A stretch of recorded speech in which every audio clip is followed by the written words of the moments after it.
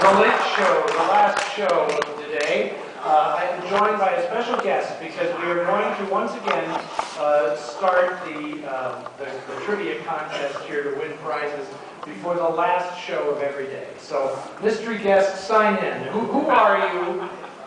My name is Casey. I came from Virginia. Very good. And I want you to know, thank you. I think Casey has maybe come the furthest of anybody to be here at this festival. I know we have people from North Dakota, and there were people from Colorado, and Kansas City, and I think there was a Hawaii. Absolutely fantastic. Alberta. From where? Edmonton, Alberta. Edmonton, Alberta. That's fantastic.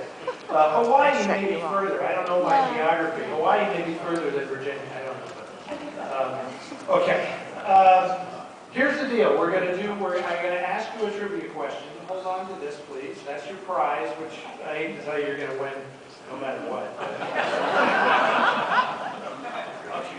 Okay. Here's your question. Okay. Not long after making Never Let Go, Peter Sellers made 2 classic films with director Stanley Kubrick. One in 1962, the other in 1964. Can you name these 2 films? I have to name both? You have to name both. And you only get 1 DVD out of this, and you got to name both films. Okay, well, I got a feeling, Casey, you can do this. Okay. Stanley Kubrick. I can picture what Peter Sellers looks like in the movie. Okay, well, that's not gonna win you the prize. Yeah, I can picture what he looks like too. It's just about every movie, even with the makeup and disguises. And I got news for you. It's not a shot in the dark. Because no, that was Inspector Clouseau and Stanley Kubrick. I actually know these, believe it or not. Based on a very famous novel. One of them is based on a very famous novel by a famous Russian author. All right, help me. Who is not Leo Tolstoy. Single woman's name is the title. Oh, Lolita. Lolita. The answer to the 1964 film. Now I know you know the 1964 film where he plays multiple characters in the movie. Stanley Kubrick, not a man known for his comedies, but this one is uproariously funny, even though it is the least funny subject possible.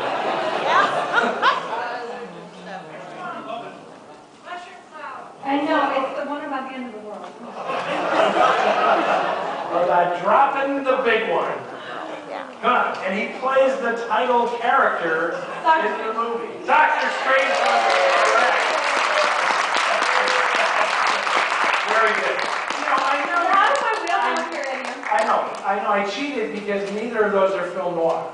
I know, because normally this is Name That Noir, and none of those were noir, but I wanted to tie them into Peter Sellers. So there you go. And for coming up here and being our willing guinea pig, you get a Blu-ray of Murder My Sweet. Much more in your wheelhouse. Definitely more about that. Okay, very, very good. Thank you, Casey. That was fantastic. I knew that you knew the answers to those, but somehow this light kind of seizes your brain a little bit. Peter Sellers is not right. It's not your thing. It's not your thing. That's funny, because I loved Janet Roger, who was out there signing books. I love her because she said, I was watching this movie the other day, and it started, and it was really funny, and I hated it. I hate funny things in movies. And it's like, wow, okay, you're hardcore. I appreciate it. Okay. Why she's here. Yeah, absolutely. Thanks again, Casey. Okay. Jeremy Stone, are you in the house? Jeremy Stone, you are the donation drive winner. Ta-da! So you're getting that fabulous Jacques Tardy illustrated novel, the Jean-Patrick Manchette story, and a Big Sleep Blu-ray from the Warner Archive. But that's not all. Also winning a Murder My Sweet Blu-ray are Craig Metcalf and Kim Jenkelson-Wood. It seems like multiple names, but I think that's one name. Kim Jenkelson-Wood and Craig Metcalf also win a prize. Are they in the house? No, you win it one way or another. That's very good. Okay. All right. Now, after all that, I'm going to have to be a little brief about the intro to this movie. But you guys are in luck because this is a film that did not play as part of the San Francisco Film Festival. This one is exclusive to Seattle. It's a picture that I wanted to show in San Francisco, but because my co-host for that festival was the lovely Victoria Mature, who is the poster woman for this year's festival. Yes, that is Victor Mature's daughter on the poster. And so I had to show a Victor Mature movie as part of the festival, and luckily he did make one in 1957 in England called The Long Haul. So I'm sorry you're not seeing The Long Haul as part of the festival here. Instead, you're showing the film that I actually did want to show as part of the San Francisco Festival. Victim is a landmark film made in 1960 by director Basil Dearden. This film is nothing that you would see in the United States at that time, or for many years to come, because it is the first film to really frankly and openly speak about homosexuality. The film was daring for its leading man, Dirk Bogarde, who considered this one of his favorite performances, not just because he's really good in the film, but because of what it meant to make this film in England at a time when homosexuality was still a punishable crime that you could go to jail for and for a long time.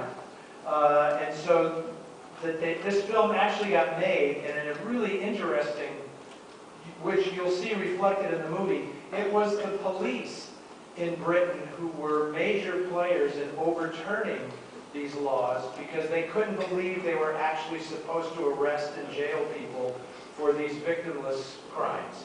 And so the police were big proponents of overturning these laws. And this film actually went a long way towards changing public opinion about this in Britain.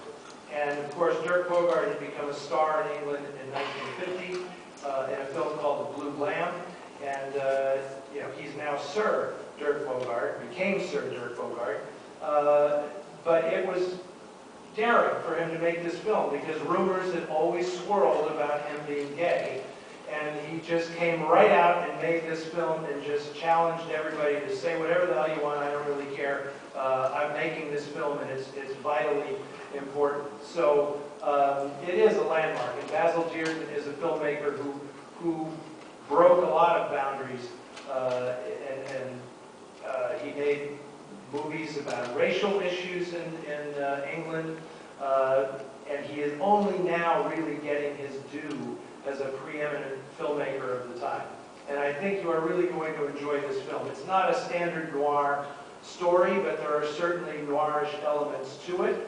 And I'm just very, very happy that we're able to show the film now to you guys. So thanks for hanging in there all day long. This was a long one. The rest of the week is going to go by like a flash because it's only 2 movies a day from here on out. So yes, I actually get to sleep in tomorrow morning, and I am so thrilled about that. So enjoy Basil Dearden's Victim.